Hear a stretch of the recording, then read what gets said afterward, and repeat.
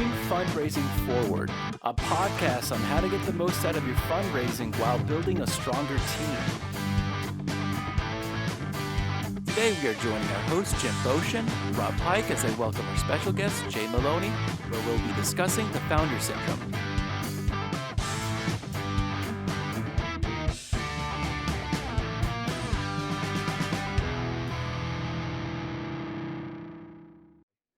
Good afternoon. Good afternoon. I want to welcome Rob Pike, Jim Beauchamp, our special guest today, Jay Maloney. Nice to see you again. You as well. Sir. Thank you. Today's topic is the founder syndrome. Dun, dun, dun. Dun, dun. And the word syndrome sounds like a disease, Yeah. but it may be more of an epidemic than a disease. But the idea around the founder syndrome is that you have somebody who's very passionate about their cause, about their mission. And it may be that they experienced something in life themselves that drove them to want to start a nonprofit, their own organization. And as they get into expressing that passion to the community, they begin to bring on people onto their team to help develop a program. And that program takes on life. And then as it grows over the years more successfully, that founder is the one who's the beacon of light for the organization that everybody else circles around or attracted to. Exactly. They are the cause. And what happens when that person decides it's time to step down or not step down? Mm-hmm. And that's our conversation today, and love to talk more about your thoughts on this. And I think it's pretty engaging. You know, one of the things, Jim, is that it goes beyond when to step down or when to not step down. The personality of a founder's personality, they're typically big personalities. They really care about what they're doing. They can bring the power of their personality into any room and talk to people about what the mission is, and almost always it's an important mission. So that's where we're starting. Mm-hmm. But what ends up happening, in addition to stepping down or not stepping down, is they get tired. They're beginning to burn out. One of the other things that happens is that they have surrounded them. These are typical, we're just giving generalizations. Every small organization is not, infected with, founder syndrome. Yeah. And Rob, you and I were talking a little while ago that the things we're going to talk about are things that exist on a scale of 1 to 10. And we're talking about a bunch of 10s here.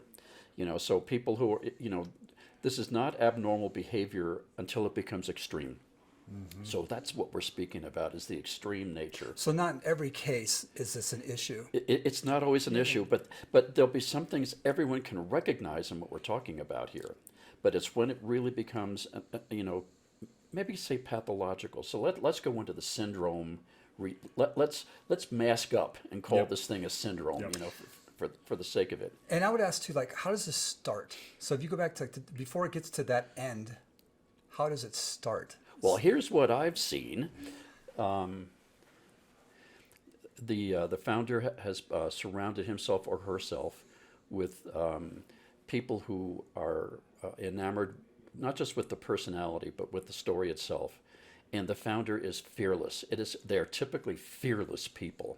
And they will talk to people about large gifts. They're the essence of a good fundraiser. They're fearless, they know how to ask, and they know how to deal with a no. So what ends up happening then is that they begin to raise money from a relative handful of people who are very generous, who believe in what this is, but now you're into the third year or the fourth year of annual giving, maybe in 6 figures. And can I pause on something here? You're talking about those that got to the 3rd or 4th year. Yeah.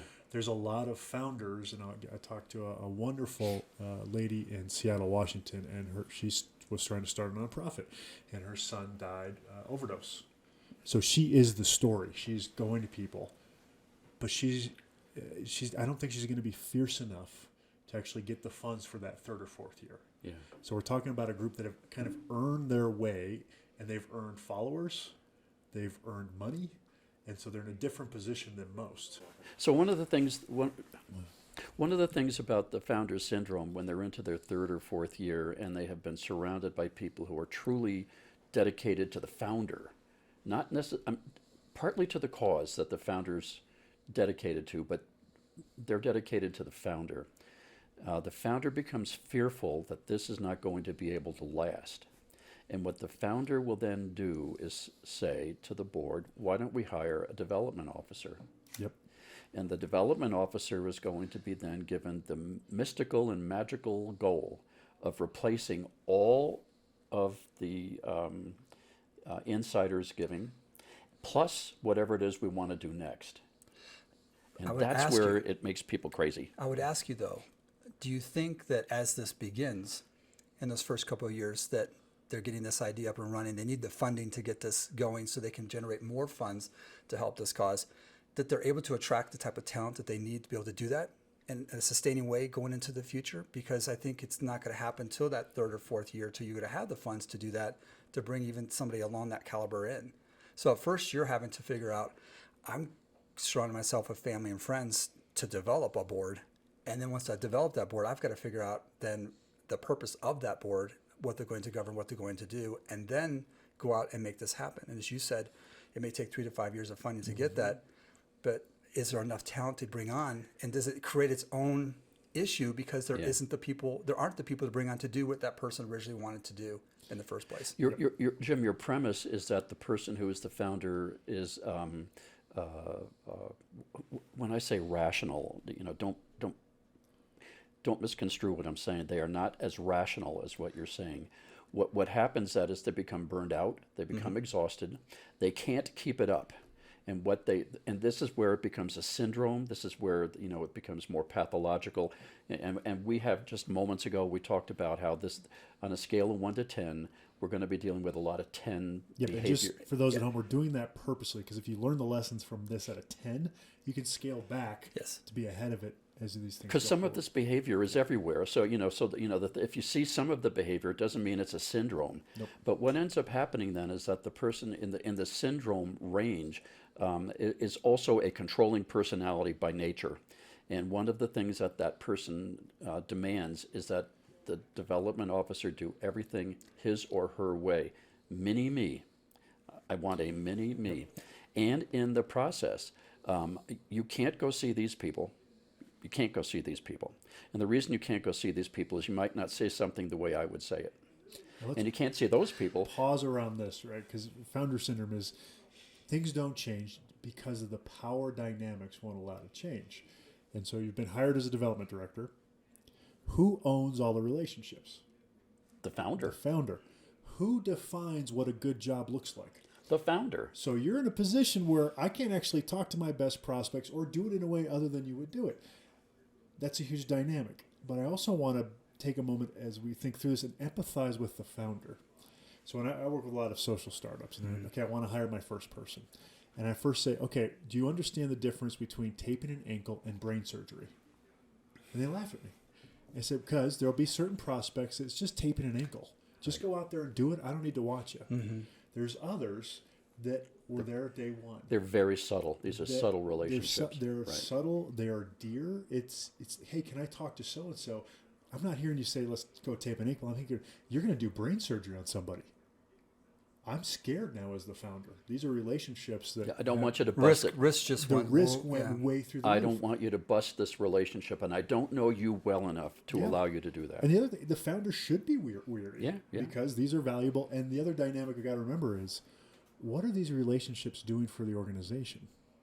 They're actually driving its revenue. You're in the most powerful position when you not only own the relationships, but you own the relationships that keep the lights on. Question I have for you. In other development activities, we've talked about how, as a development officer, I go out and I meet with a potential prospect. That relationship isn't the relationship I've built that earns the trust that allows me to make the ask that then the donor then is supporting. It's the relationship they have with the institution that I'm helping to facilitate. So as a founder, it's all about that relationship with that person that helps drive that gift. You give to me.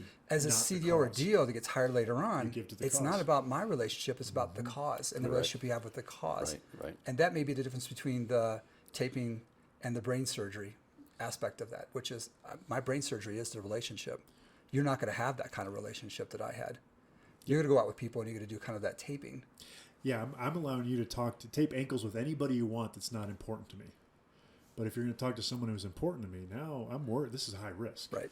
And I think part of that is, and we got to be empathetic. I'd love to hear your thoughts around this, Jay, is just, what, could we expect any less from the human dynamic in a founder?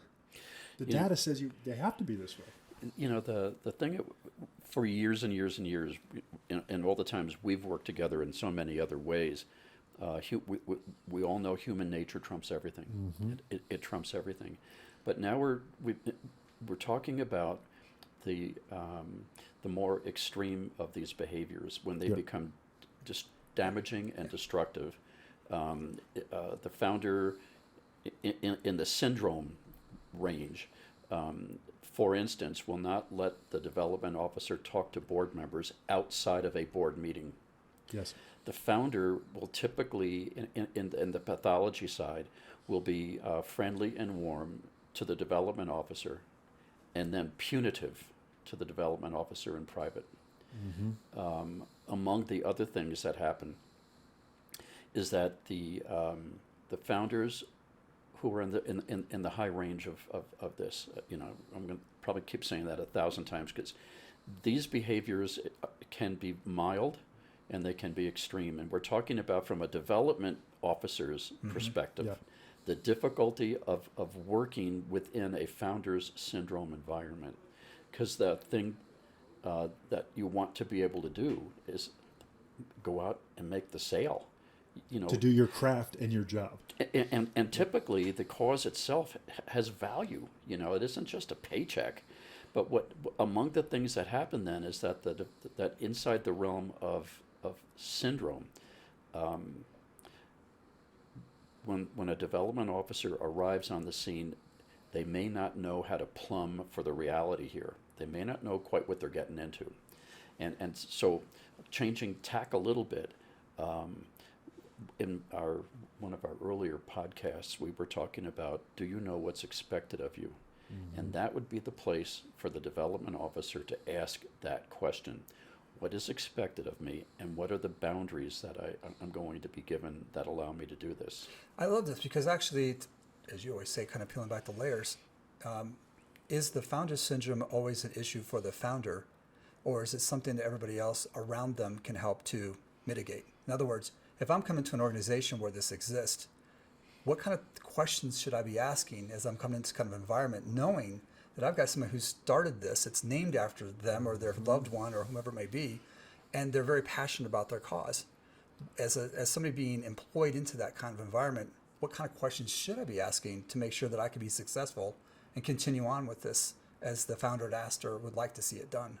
I think you could say among the many questions, and you can phrase it any number of ways, is what's expected of me, and what is the latitude that I have to do this? I think it's a good question. Who can I not see? Because I think you need to get that up front. Who can I not see? And when that begins, and then if I cannot see these three people, whatever it is, would you be able to go there with me?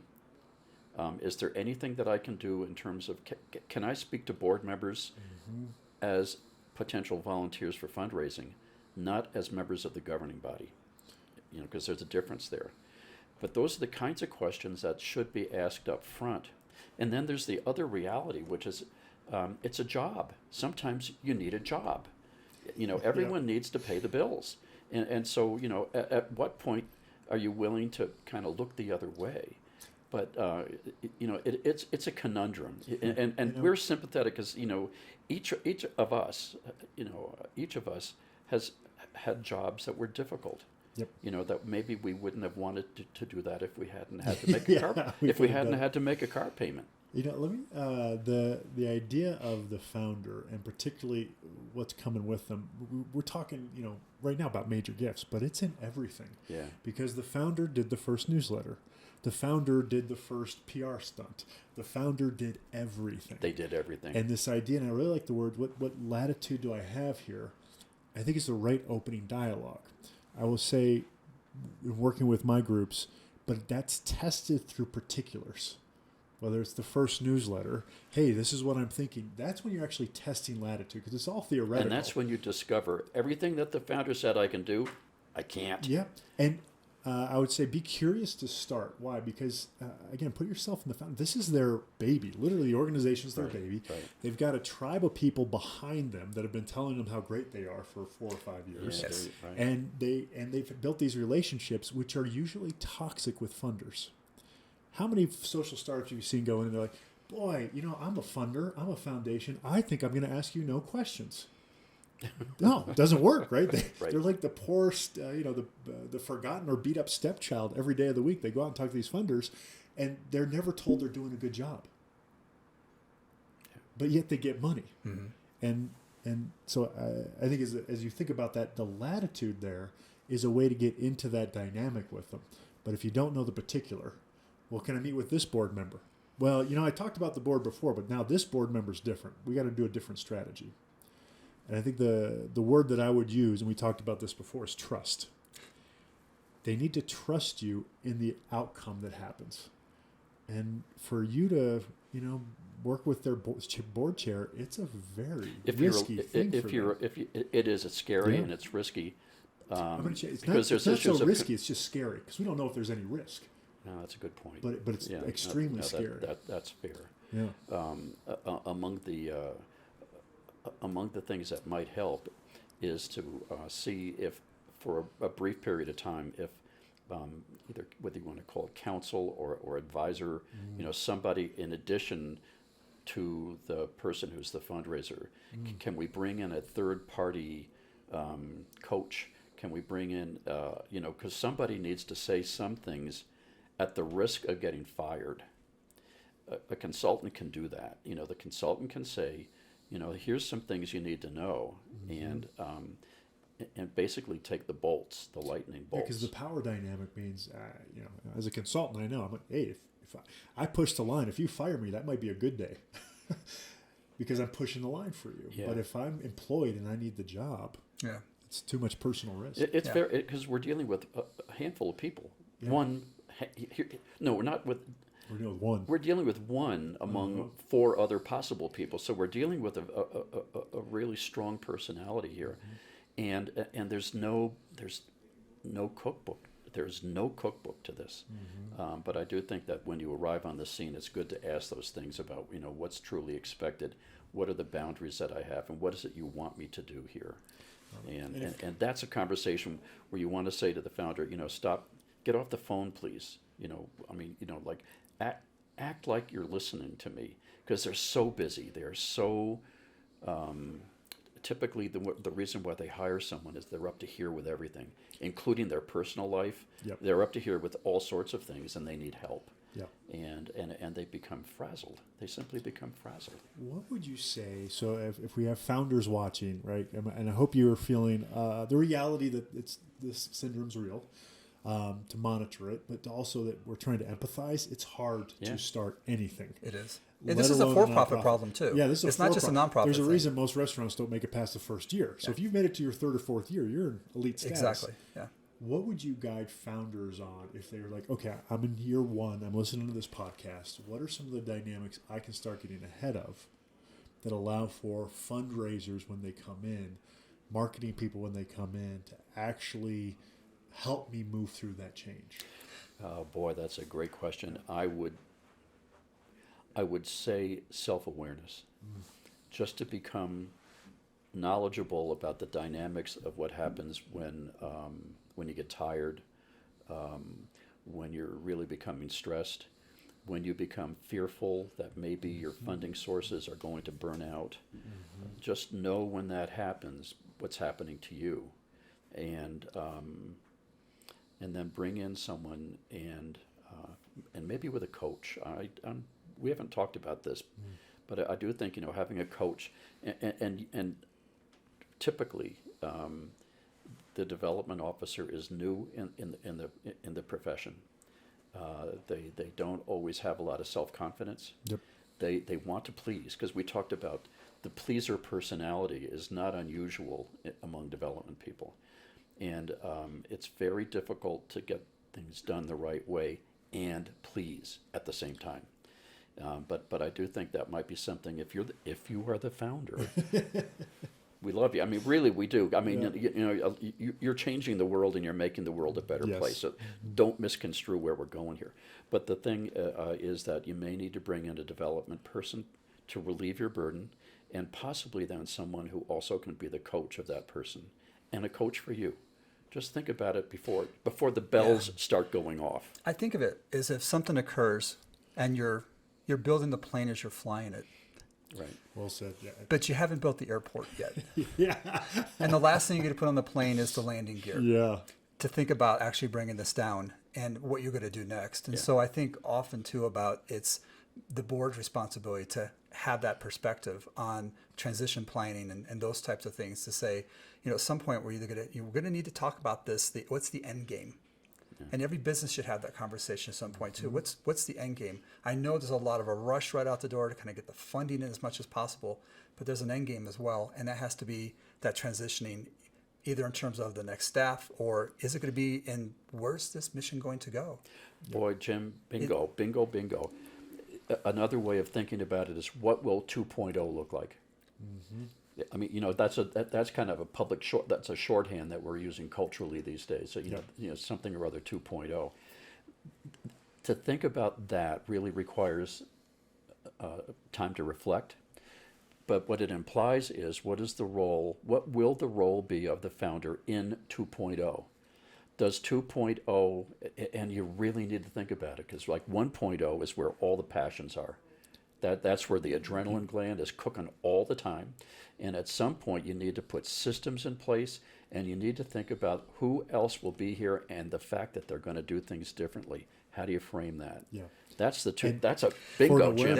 I'm going to do bingo 3 more times on that. That's huge. And size doesn't matter. Yeah. Like, you can be $1 million organization, you can be a $50,000 organization. I'm working with one a couple of years ago, was $20 million a year, and they were 1.0. Yeah. Right. I've seen an institution, I won't mention the name, where they've actually had the bust of the founder in the hallway. Yeah. And I don't know if that was I don't have my bust building, anywhere. building the legacy in advance, or as an achievement, recognition of achievement, or a hint that we're not going to forget you. Yeah, you're going to have a legacy. Yeah. And I think a lot of times it's, I just don't want to hand this over. I'm afraid of what, I don't want this to diminish in any way. How can you not be afraid during that? This is your work, your child, the reason and it's more than a job to the founder. Yeah. It's like a startup company, right? It's their passion. But let me ask you this, Jay. Does 2.0 require you to get to 2.0? Having that vision, is it required that we grow, that organizations get bigger, that they get better? Good. 2.0 does not necessarily mean bigger. 2.0 can be a different structure to do the same thing at the same level, but it needn't be 2.0 is what we're doing now plus 50%. That's a really good question, because if we think about arriving at 2.0 as what we're doing today, only 3 times as big, maybe don't go there. Maybe what we're going to do is we're going to stay at the same level of performance, only we're going to build structures around this, and that's what 2.0 will look like. So that's a good question. Yeah. Talk with the board about,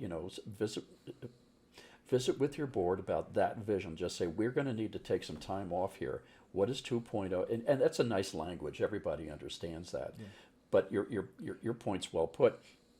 It can easily be interpreted that it's a growth model. It need not be a growth model. I think that's it can be a stability model. It could be a stability model, but there's this, and it's very, it's a very American dynamic that if you're not growing, you're dying. Mm-hmm. But there's some really good organizations out there that are $100,000 a year, and they get, bikes into kids' hands so they play less online gaming, and they're out talking to the community. That's actually an interesting piece I'd love to ask you both more about, which is I started a cause because I want kids to be spending less time in front of the TV, more time outside. So I started something for helmets or for bikes or something like that. That may be a cause without an immediate cure. In other words, it's an ongoing thing that needs to be taken care of. There's something that if I'm a founder, it may be easier to relinquish to the next generation 2.0 than something where I'm trying to cure cancer. Oh, yeah. And the solution is that I'm not ready to give this up yet. because I want to get a cure for whatever it may be, whatever the cause may be. I'm trying to get to the Well, solution, now you're getting into the syndrome. and I don't want to let go Now because we're I'm looping. Now we're not. I haven't looping. completed my mission. Yeah, that's a big one. We're looping back into one of the elements of the syndrome, which is the founders frequently will do these things because of the need for personal meaning. Yeah. Personal meaning, not necessarily for the function or for the impact of the organization. Sometimes they run in parallel and they look like they're the same thing, but they're not. And what happens along the way is that now we're talking founder syndrome. Okay, we're in the syndrome. We're on a scale of 10 right now. We're not talking about everyone who does good things, but when we're into the scale of 1 to 10, one of the things that ends up happening is the person's sense of meaning begins to trump everything, when in reality what the organization is doing is pretty much like another organization that's been around longer. Why would we not support the purpose of what the organization is by surrendering much of what it is that we do to an organization that has longer legs and may have a better lifespan? That may be our 2.0. But the thing then is that when personal meaning begins to get in the way of what the mission or the cause is, that's when we begin to see syndrome. And A symptom I think it's a symptom of syndrome, because it's very hard to simply do the same thing 3 or 4 other organizations are doing longer and better, but with a slightly different shade of color. Yeah, and when you're talking, if we're in a community and there's 4 people doing bikes to kids and there's only need for 1, Right. then what's more important, the impact or the organization? And what you're doing is you're bleeding out the market, is what you're doing. I mean, that there's 2 or 3 of you pretty much doing the same thing for the same population of theoretical donors. What have you done to the mission? What have you done to the cause? That's the conversation that a governing body needs to have. But again, we're back into syndrome, and the syndrome is that founders inside founders syndrome surround themselves with people who love them. And so speaking to the founders again, self-awareness does matter. It really does matter. And there's some in that self-awareness, there's simple steps that we can look at early. And let's go back to fundraising, right? So there's simple dialogues with prospects. I started this so it can continue to grow. So you can always call me, but I'm going to bring in a team that's going to start working with everybody. Simple lines like that, right? So now the prospect's not the expectation that you're leaving me and I'm only giving to you, but it tests the question. If you're in on the cause, you're going to start talking to Rob, who's the fundraiser, instead of the founder in the future. That's a simple one that actually, I call it the trap of the founder trap. The founder cannot manage 150 relationships well in fundraising. Just can't. There's no scale. You get to about 20 relationships, you're done as a founder. And if you don't get others to start holding those in year 1 and 2, it's really hard to let go in year 4 and 5. Right. But by predisposing that's one way. I think the second piece there is, I'd love more insights there. Finding someone, just one person on the board, that kind of owns the idea of what the future could look like without you. And it doesn't have to be shared with the rest of the board until the time comes. No, but you always have someone thinking about it. Concierge, basically. Yeah, a champion of yours is like, listen, I just want to monitor these things. Because it's your organization. And the rules are, if you keep it going and you're doing good work, you should be allowed to stay there as long as it makes sense. Rob, what we're doing though is that we're the 3 of us are moving back and forth, and maybe a little bit too quickly for our viewers, between good sense of growing and taking care of an organization that's young versus the syndrome thing. So it's. Here would be maybe another example of a syndrome. And there was an airline here in Colorado. We're in Colorado Springs. There was an airline that did most of its flying out of Colorado Springs. What they ended up doing along the way is they were doing very well, and then they moved to Denver, to DIA, where the big animals live. Yeah, little fish in a big pond, or a big fish in a small And they were pond. doing very well here, but they decided that they needed to become competitive where they shouldn't have been, and they had real big problems. I think they might have even gone bankrupt over some time. But that's the other thing is that, at what point will you begin? We're assuming that we have a board here that thinks, from a really high level of governance. So that's not syndrome. That's not a symptom. syndrome. That is That's not a just simple of syndrome. structural issue. But when that happens, you go, if we get to a certain size, who are we competing with, and what are they going to put up with? Will we be crossing into their donor base, because everyone out there who's a philanthropist has a variety of philanthropic causes that they support, including some that are similar to ours. Mm-hmm. Do we invade that? So those are the things about, the infamous, what does your 2.0 look like? But again,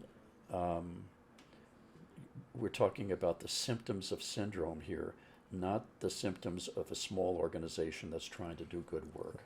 And I mean, they can be the same thing for a while, but we're talking more on the pathology side. Okay. Yeah, and I think on the pathology side, once you're locked into the syndrome, it's a self-fulfilling prophecy. Right. So now the way you look at the board fits in with the fact that they need you. The way you look at the prospects, they can't give money without you. The way you look at decisions, well, that decision shouldn't be made without me. And it becomes a self-fulfilling prophecy because you have to live in a place where you are of value. And how more important ever than having board limits as well. Because in some ways, those people brought on at first, they're part of that founders group who are going to want to care for and nurture that organization as much as the founder's going to want to. You're right. They're just as invested as that individual is. Putting board limits into place allows new air, new breath to come onto the organization, and I think it helps with that. Not having that, you're keeping that same group going, and when that person decides to step down, you still have the board to deal with. Yep. And so your level of success is going to depend on the board's trust in you to be able to engage people as much as the founder was.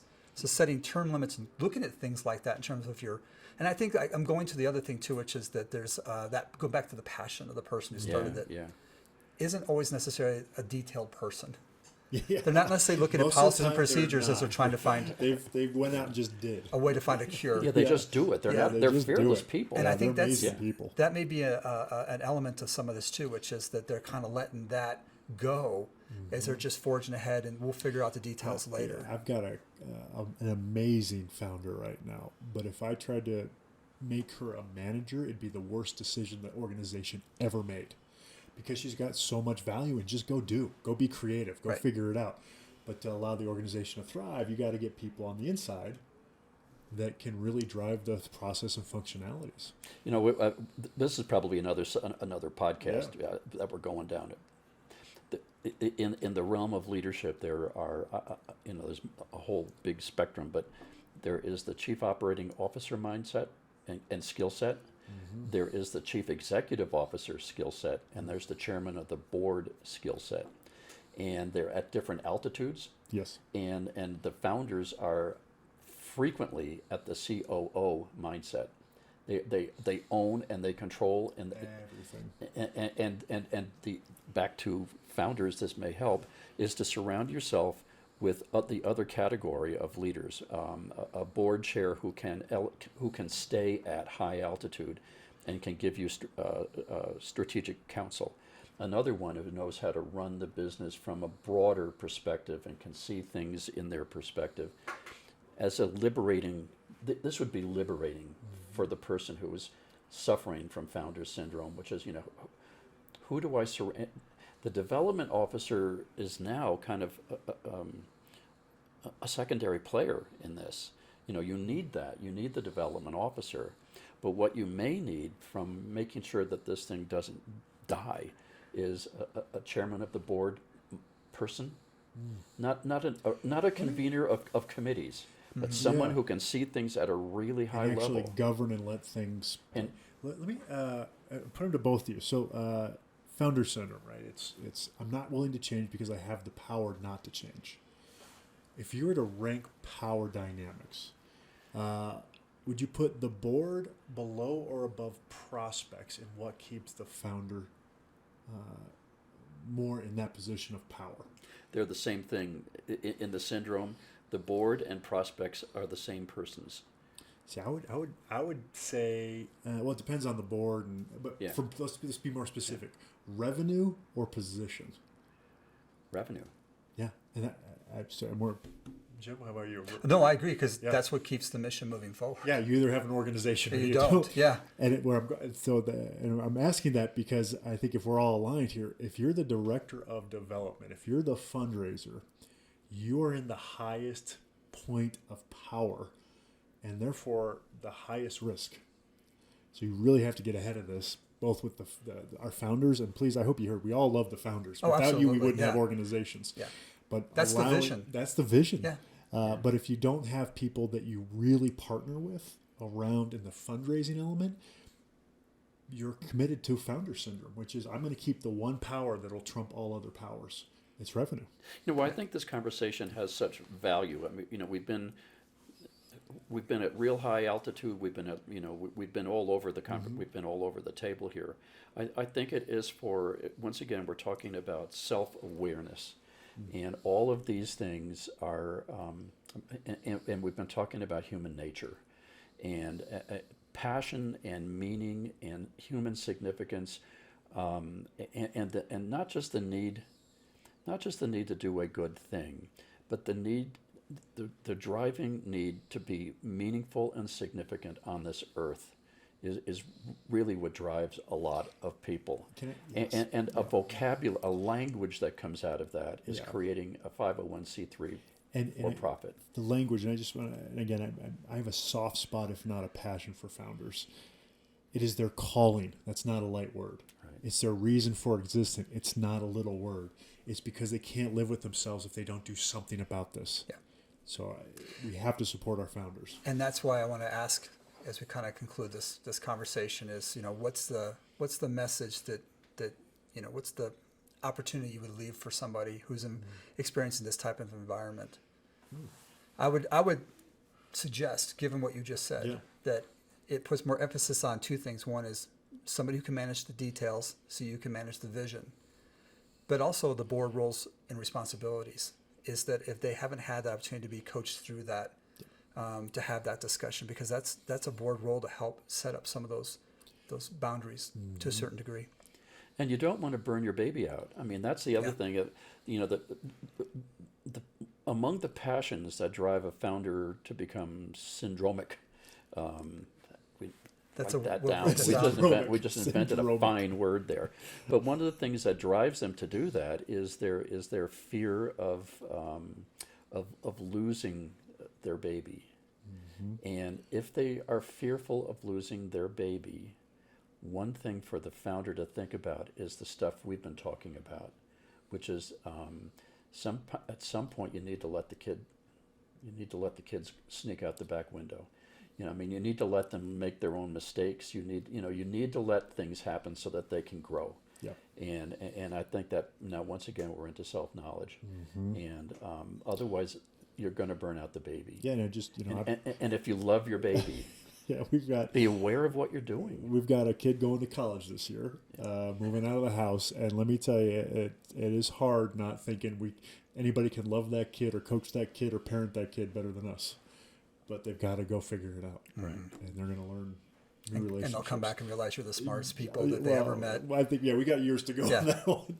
To answer your question, Jim, and to echo Jay, I think you need to surround yourself with people that can help you through the process and be as much of a safe place as possible, because it's scary. Yeah. To do that, just on a very tactical, find someone that's actually been through 1.0 to 2.0 anywhere, and just be like, hey, can I talk to you about this? Have someone on your board that is all in on you as you struggle through these questions in this very safe place. And the third thing that I'm going to probably say, number one, figure out how to own that revenue in such a way that you're not the one that always has to ask. Because it's magic for the founder when that happens. And then you've discovered what it is when your fundraiser says what's expected of me, you have an answer. Yeah, exactly. Right. And you have the ability to control the prospects and lead. Right. Yeah. That's fun. Well, thank you both very much. Yeah, this was an interesting one. Fantastic conversation about the founder syndrome. Always. We'd love to get your questions, your comments, your thoughts for future episodes. Yep. No question, as you always say. As we always say, no question is a bad question. Is a bad question. So please email us at info@movingfundraisingforward.com. Thank you so much. Thank you. We'll see you soon. Thank you. I'm honored to have been here. All right.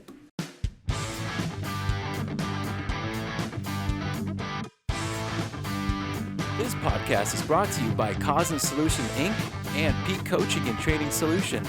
For more information or to send your questions and suggestions, please email us at info@movingfundraisingforward.com. And as always, thank you for listening.